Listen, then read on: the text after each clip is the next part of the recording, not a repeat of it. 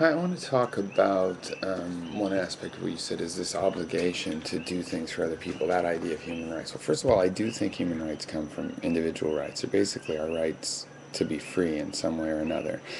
And to be, free is compared to the state of nature. So being free from predation of predators is a part of that. And this is where we get in these issues of giving up security, or how much do we promote the idea of authority as a way to be safe as part of that freedom. But collective rights, the thing is, it's like one reason that governments and social organizations owe these individuals things like health care is because what are they taking from them?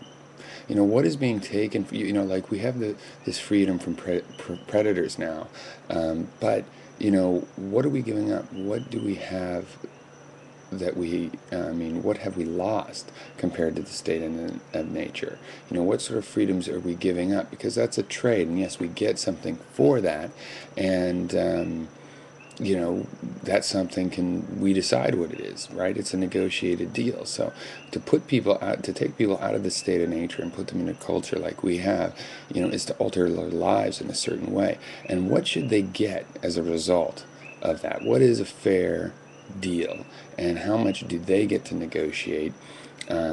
Perhaps their ancestors should have done the negotiations, but these people were generally forced into these situations. So, and even if they had, would I be bound by those previous generations? Let's say they had fully agreed to be in this situation. We can't really do this negotiation by those traditional means because it's something that goes on and on. It's not exactly an individual deal, right? It's this cultural deal, this so-called abstraction of a social contract. And we don't actually have a chance to sit down and negotiate that contract the way we negotiate most contracts. So we use, social philosophy and political philosophy to analyze, what is a proper deal? We're in this situation, and what is a fair deal for being put in that situation? Having a social infrastructure, that's one thing we should get back in return for living under the structure of a modern society. And I think, transportation network like interstate highways, being in commons, that's appropriate. I believe fire and police protection appropriate, and I think medical care also appropriate.